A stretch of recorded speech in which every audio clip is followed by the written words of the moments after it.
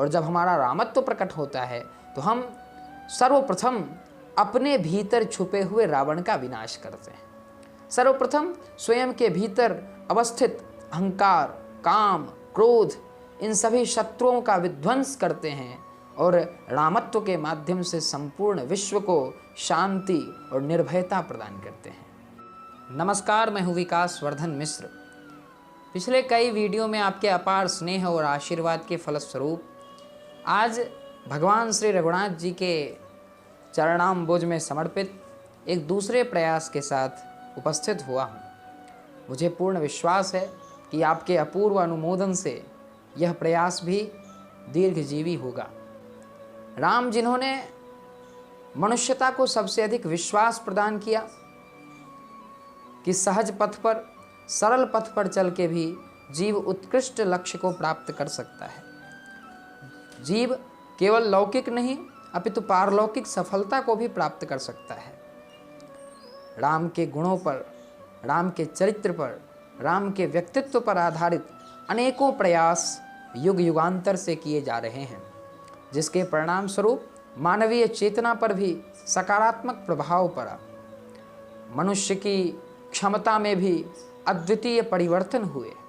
जिस मनुष्य की सभ्यता, जिस मनुष्य की पौराणिकता, जिस मनुष्य की आध्यात्मिकता सुप्त हो गई थी, उसके भीतर की चेतना जागृत हुई। उसने अपने अलौकिक प्रयास से न सिर्फ स्वयं का विकास किया अपितु संपूर्ण विश्व के चरित्र का परिष्करण किया। पिछले कुछ वीडियोज़ में हमने राम के मूलभूत प्रसंगों की चर्चा करने की चेष्टा की। भारत तो अनादिकाल से महापुरुषों की भूमि रही। गायन्ति देवाः किल गीतकानि धन्यास्तुते भारत भूमि भागः। देवता भी जिसकी स्तुति करते हैं, जिसकी वंदना करते हैं, जिस भूमि पर जन्म लेने के लिए देवगण भी लालायित रहते हैं, वो भारतवर्ष सदैव से दिव्य चेतनाओं के उद्भव का स्थल रहा है। मर्यादा पुरुषोत्तम भगवान श्री राम केवल और केवल अयोध्या नरेश के पुत्र राम नहीं थे। मर्यादा पुरुषोत्तम भगवान श्री राम परम पिता परमात्मा थे।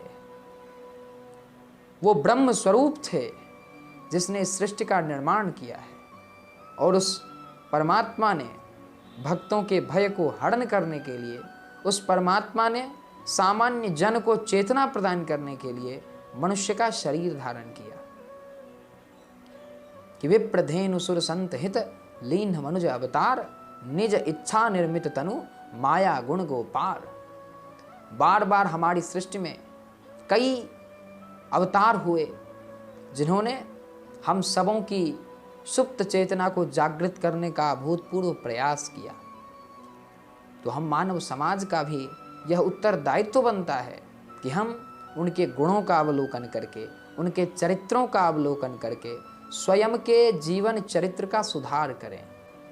मुझे ज्ञात है वह प्रसंग जब मैंने राम पर एक पंक्ति लिखी थी, घटकर्ण दशानन सहस व्याध खरदूषण के उपकारी, सब राम बाण के सहज पथिक रघुपतिपुर के अधिकारी।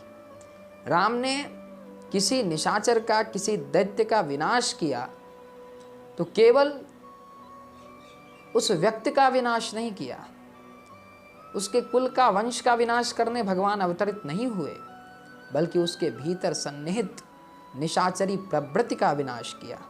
उसके भीतर काम, क्रोध, लोभ और अहंकार का विनाश किया कि जब जब इस संसार में, जब जब इस दुनिया में अन्याय का, अत्याचार का, दुख का, कष्ट का, वेदना का प्रभाव होगा, तब तब परमात्मा स्वयं एक सामान्य मनुष्य शरीर में अवतरित होंगे।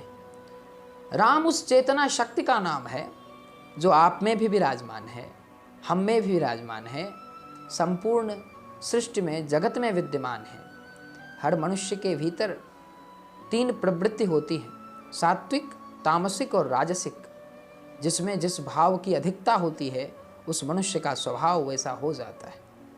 अर्थात जब हम सतोगुण की जागृति करते हैं तो हमारा राम तत्व जागृत होता है, हमारा रामत्व प्रकट होता है, और जब हमारा रामत्व प्रकट होता है तो हम सर्वप्रथम अपने भीतर छुपे हुए रावण का विनाश करते हैं। सर्वप्रथम स्वयं के भीतर अवस्थित अहंकार, काम, क्रोध, इन सभी शत्रुओं का विध्वंस करते हैं और रामत्व के माध्यम से संपूर्ण विश्व को शांति और निर्भयता प्रदान करते हैं। राम हमें सहजता के साथ, सरलता के साथ जीवन जीना सिखाते हैं। राम सिखाते हैं कि किस प्रकार त्याग के पथ पर चलकर हम महानता को प्राप्त करते हैं। आधुनिक मनुष्य का जीवन सर्वप्रथम भौतिक सुखों की प्राप्ति का लक्ष्य रखता है, जो सदैव से चिंता का विषय रहा है। इस मानव शरीर का उद्देश्य अपने सांसारिक दायित्वों का निर्वहन करते हुए पारलौकिक उत्कर्ष को प्राप्त करना है। यह शरीर मुक्ति का मार्ग है। गोस्वामी जी रामचरितमानस में लिखते हैं, स्वर्ग नरक अपवर्ग निशेनी। यह मानव शरीर स्वर्ग, नरक और परम गति की सीढ़ी है, जिस सीढ़ी के माध्यम से आप उस स्तर तक पहुंच सकते हैं जो आपका परम ध्येय भी है, और आप अपने निकृष्ट कर्मों के माध्यम से उस अधोगति को भी प्राप्त कर सकते हैं जो विडंबना का विषय होता है।